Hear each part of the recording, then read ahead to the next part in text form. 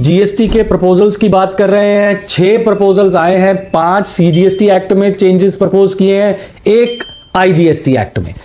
पहला proposal section 15(3)(b) में old provision कहता था कि अगर आपने वैल्यू में से कोई भी डिडक्शन करनी है, जीएसटी की जो वैल्यू ऑफ टैक्सेबल सप्लाई है, तो 15(3)(b) कहता था कि अगर कोई भी डिस्काउंट आपने रिड्यूस करना है तो वो एग्रीमेंट के साथ होना चाहिए, प्री सप्लाई एग्रीमेंट होना चाहिए और इनवॉइस के साथ लिंक होना चाहिए।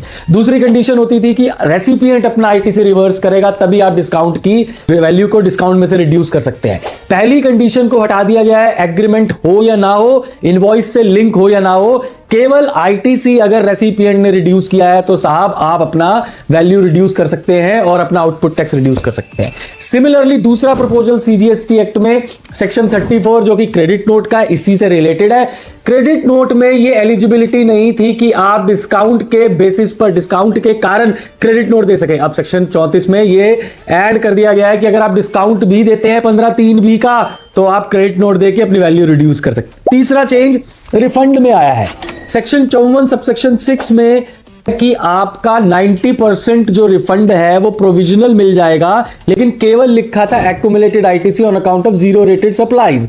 अब उसमें इन्वर्टेड ड्यूटी भी ऐड कर दिया है। 56वीं जीएसटी काउंसिल का प्रपोजल, लॉ में परिवर्तन आ गया है और कह दिया कि भाई आप अगर इन्वर्टेड ड्यूटी स्ट्रक्चर में भी हैं तो आपको 90% प्रोविजनल रिफंड मिल जाएगा।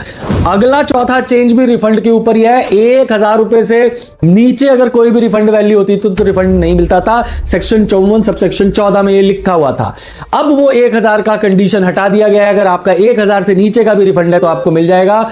जो एक्सपोर्टर्स हैं, जो कुरियर से और पोस्ट से एक्सपोर्ट करते हैं, छोटे एक्सपोर्टर्स हैं, उनके लिए फायदेमंद होगा। पांचवा चेंज जो है वो national appellate authority for advance ruling अभी तक कॉन्स्टिट्यूट नहीं की गई थी। कहा गया है कि हम कोई भी authority, national authority for appellate authority for advance ruling appoint कर सकते हैं। हमें उम्मीद है कि जीएसटी 80 की प्रिंसिपल बेंच को ही national authority for appellate authority for advance ruling appoint किया जाएगा। छठा चेंज जो है बहुत ही महत्वपूर्ण आईजीएसटी में है। सेक्शन 13(8)(b) में लिखा था कि इंटरमीडियरी के केस में पीओएस जो है वो सप्लायर की लोकेशन होगी। जैसे ही सप्लायर की लोकेशन होती थी तो मैं इंटरमीडियरी होने के कारण, एजेंट होने के कारण मेरी लोकेशन जो है वो पीओएस हो जाती थी, तो एक्सपोर्ट बेनिफिट डिनाई हो जाता था। फॉरेन एक्सचेंज में पैसे आते थे फिर भी उसको एक्सपोर्ट ऑफ सर्विस नहीं माना जाता था। 13(8)(b) में वो इंटरमीडियरी ओमिट हो जाएगा। अब पीओएस इंटरमीडियरी का जो है वो जर्नल रूल 13(2) के हिसाब से होगा और उस केस में POS location of the recipient मतलब आउटसाइड इंडिया माना जाएगा, उसको एक्सपोर्ट माना जाएगा। 9 साल पुरानी अनोमली को खत्म कर दिया। बहुत वेलकम चेंज है। Thank you.